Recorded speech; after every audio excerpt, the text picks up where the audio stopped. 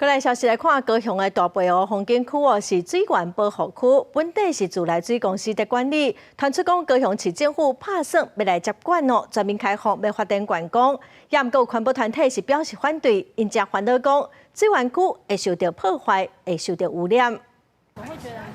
汽车奥多摆一台接一台，伫大碧湖风景区的大门前排队，但要入去园区。高雄大碧湖当年有上百万的观光人次。顶礼拜，高雄市副市长林钦盈伫议会讲，市府拍算6月要接管大碧湖，准备要全面征收园区的环境，而且园区的道路有可能会拍通连接外口的道路。消息一公布，引起讨论。有民众认为，安尼大碧湖才会进步。不过大碧湖嘛是重要的水源区，有环保团体质疑安尼做无妥当。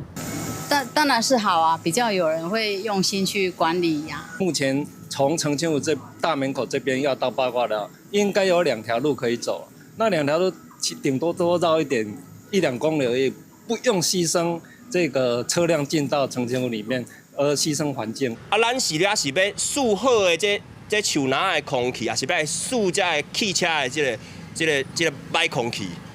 所以我感觉这种呢，对咱的观光嘛是足歹的。目前高雄市民去大碧湖免钱，未来市府拍算全面免费开放，环保团体烦恼会冲击水源甲生态。高风处表示，未来若接管水库的部分，也是会由自来水公司来管理。目前的规划拢只是草案，市府会以保育山坡地为重点，结合周边的双湖公园甲山球球场，打造一个中高雄上大的公园。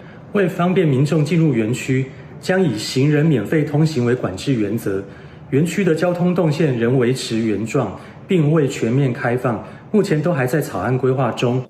因为自来水公司的人力甲预算有限，嘛有大碧湖的发展受到限制，卡出市府接管，要安怎伫观光甲环境保护当中找到两全其美的做法，可能需要相关局处好好来思考。记者柯家族、邱朝阳、高雄场报道。